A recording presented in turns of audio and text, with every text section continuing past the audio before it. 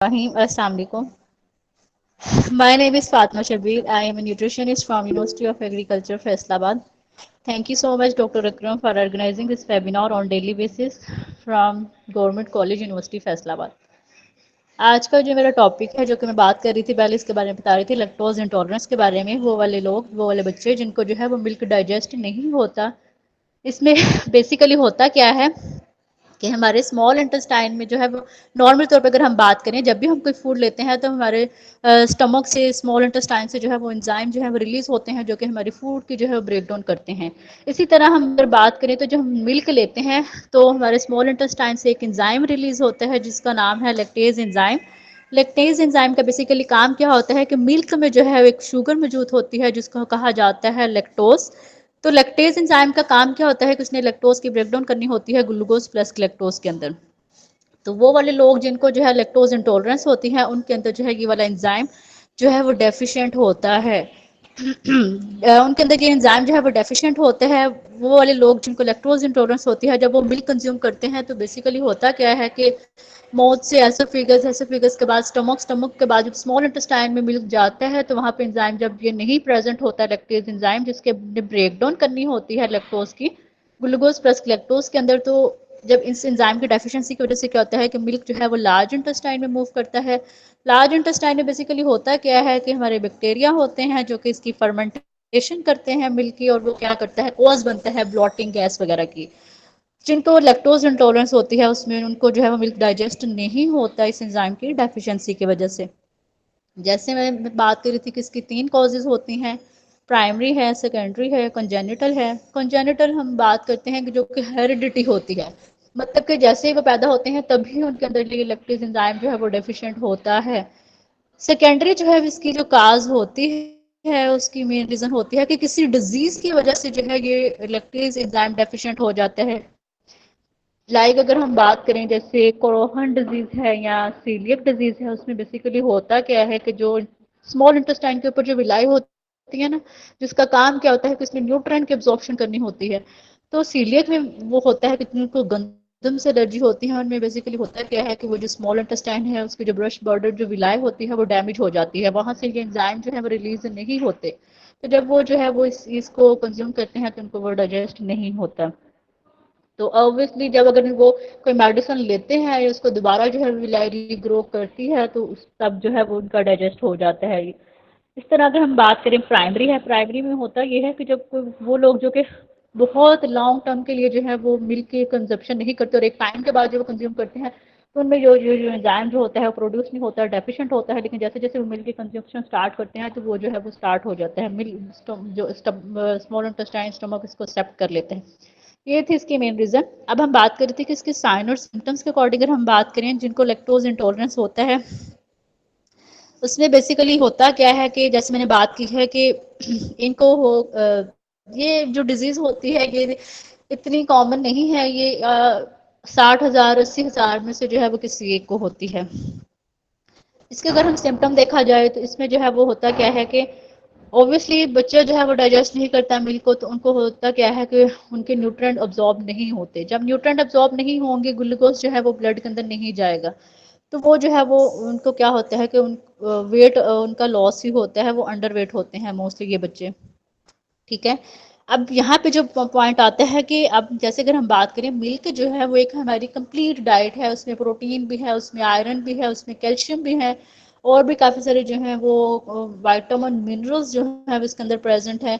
जैसे अगर हम बात करें तो कैल्शियम का इतना इंपॉर्टेंट रोल है हमारी लाइफ के अंदर। हम बात करें तो इसने बोन्स की डेवलपमेंट के लिए, इवन के हमारे जो कैल्शियम कंसंट्रेशन जो हमारे ब्लड वेजल्स के अंदर होती है वहाँ पे हमें कैल्शियम चाहिए होता है। इवन कि अगर हम बात करें हमारा जो नर्व इम्पल्स ट्रांसमिशन में हमें कैल्शियम चाहिए होता है।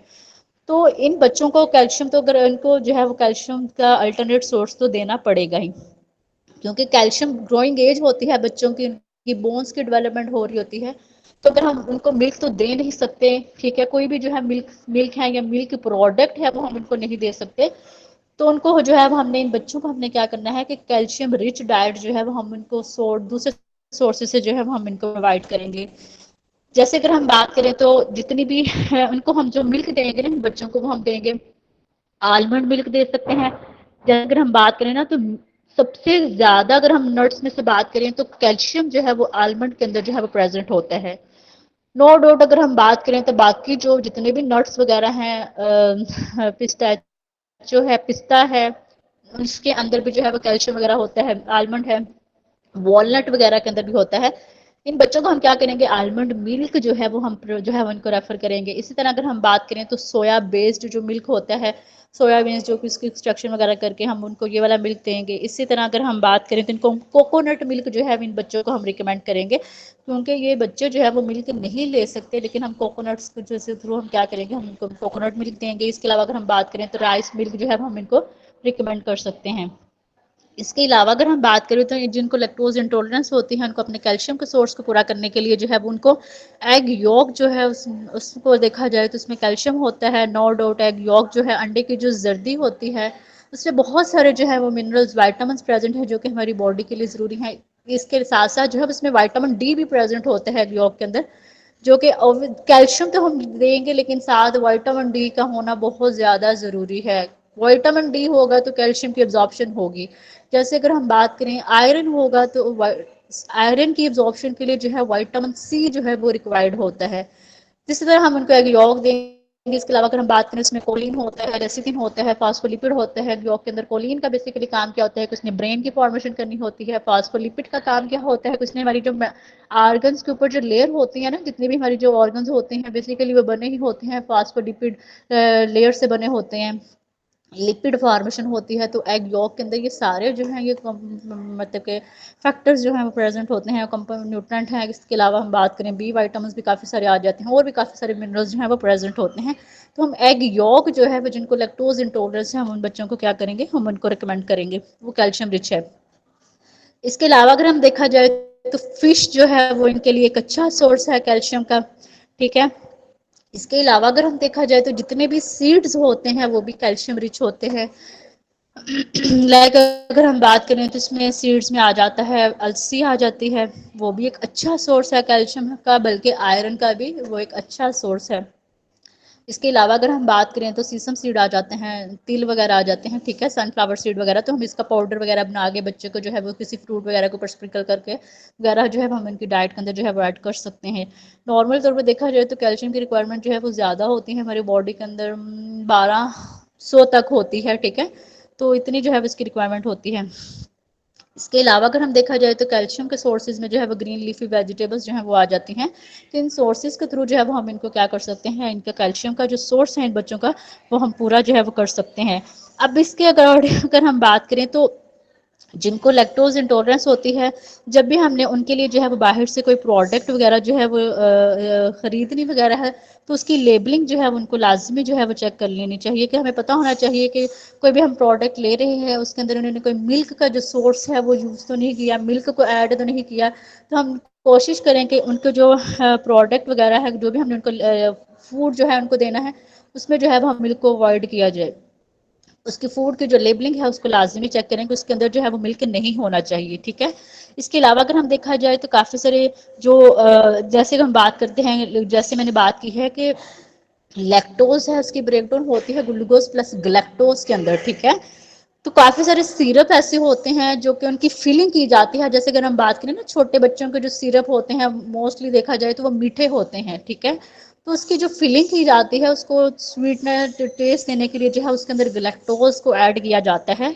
तो आपने ये भी चेक करना है कि आप जब भी जिन बच्चों को जो है वो लैक्टोज इंटॉलरेंस है, उसके जो सिरप की जो लेबलिंग है उसको लाजमी चेक करें कि उसके अंदर कोई लैक्टोज का सोर्स तो नहीं ऐड किया। तो इसको चेक करना जो है वो बहुत ज़्यादा ज़रूरी होता है। इसके अलावा अगर हम बात करें तो जब भी कोई कुकीज़, केक, मफन वगैरह कुछ भी बना रहे हैं तो उसके अंदर जो है वो, जैसे हम बात करें तो जिसमें जो है वो मिल्क तो ऐड ही होता है, तो इससे आपने क्या करना है, अवॉइड करना है। इसके जगह जो है वो आप कोई और सोर्स जो है उसको ऐड करें स्किन की फॉर्मेशन के लिए, ठीक है। अच्छा, ये हो गया। अब हम बात करते हैं कि जिनको लैक्टोज इंटॉलरेंस होती है उनको हम कैसे, उनका टेस्ट डायग्नोज हम इनको कैसे कर सकते हैं। इसके लिए जो है वो दो जो है वो टेस्ट होते हैं। एक होता है हाइड्रोजन कंसंट्रेशन वाला टेस्ट होता है, और एक होता है ब्लड टेस्ट होता है। हाइड्रोजन कंसंट्रेशन टेस्ट में अगर देखा जाए तो इसमें किया क्या होता है कि जिसको लैक्टोज इंटॉलरेंस होती है उस पर्सन को जो है वो लैक्टोज सोल्यूशन दिया जाता है। तो वो उसको बाद में जो है उसने एक बैलून के अंदर जो है वो मतलब कि उसको भरना होता है, ठीक है। सॉरी, लैक्टोज सोल्यूशन के 30 मिनट के बाद उसने उसको भरना होता है। फिर इस तरह जो उसके दोबारा उसको परफॉर्म किया जाता है ये प्रोसीजर, फिर बाद में उसके अंदर देखा जाता है उसको बैलून के अंदर देखा जाता है कि हाइड्रोजन की कंसंट्रेशन कितनी प्रेजेंट है। फिर वहां से जो है वो उसका अंदाजा लगाया जाता है कि हाइड्रोजन कंसंट्रेशन से कि इसको लैक्टोज इंटॉलरेंस है कि नहीं। वैसे इसका जो एक टेस्ट जो कॉमनली किया जाता है ब्लड टेस्ट है। ब्लड टेस्ट को जो है इस तरह परफॉर्म किया जाता है कि आपने कोई पर्सन है उसको लैक्टोज सोल्यूशन देना है, बाद में आपने उसका जो है वो ब्लड टेस्ट करना ग्लूकोज टेस्ट करना है। उससे आप अगर पर्सन को जो है वो लैक्टोज इंटॉलरेंस उसमें ग्लूकोज की जो है वो हम रेंज को ग्लूकोज टेस्ट किया जाएगा। सॉरी, इसमें हमने देखना ये है कि लैक्टोज सोल्यूशन दिया, अब अगर उस पर्सन के अंदर एंजाइम होगा तो ब्रेकडाउन होगी ग्लूकोज प्लस लैक्टोज के अंदर, ग्लूकोज जो है वो सीधा ब्लड में चले जाएगा। अगर ब्लड के अंदर ग्लूकोज का लेवल राइज कर रहा है तो इट्स मीन का परसेंट ठीक है। लेकिन अगर लैक्टेज एंजाइम ही नहीं होगा, ग्लूकोज प्लस के लैक्टोज के अंदर नहीं कन्वर्ट होगा, स्मॉल लार्ज इंटेस्टाइन से फर्मेंटेशन होकर डायरिया जो है वो पर्सन को हो जाएगा। तो जिसको लैक्टोज इंटॉलरेंस होगी उसके अंदर ब्लड के अंदर जो है ग्लूकोज की जो है वो जो है वो राइज नहीं करेगा। तो ब्लड ये ग्लूकोज टेस्ट से भी जो है हम इसको डायग्नोज जो है वो कर सकते हैं जिसको लैक्टोज जो है इंटॉलरेंस होती है। अब यहाँ पे जो पॉइंट आता है कि जैसे मैंने बात की है कि मिल्क जो है एक कंप्लीट सोर्स है कैल्शियम का है, इवन के विटामिन ए का है, विटामिन डी का है। जैसे हम बात करें तो विटामिन ए का इतना इंपॉर्टेंट रोल होता है, इसने हमारी जो जितनी भी हमारी एपिथेलियल लेयर्स होती हैं स्किन की, हमारे एयरवेज वगैरह जितनी भी लाइनिंग होती है उनके जो ऊपर वाली लेयर होती है वो एपिथेलियल लेयर होती है, तो उसको बनाने के लिए विटामिन ए चाहिए होता है। तो उसने जो है हमें वायरल इन्फेक्शन वगैरह जितने भी होते हैं उनसे प्रिवेंट करना होता है। तो अगर कोई अडल्ट एज वगैरह में इसको लैक्टोज इंटॉलरेंस वगैरह है तो इन पर्सन को चाहिए कि अपनी मतलब कि डेली रूटीन में जो है वो कैल्शियम, विटामिन ए या विटामिन डी का सप्लीमेंट जो है वो भी अपनी रिक्वायरमेंट को पूरा करने के लिए जो है वो ले सकते हैं। ओके सर, मेरा टॉपिक कंप्लीट हो गया है।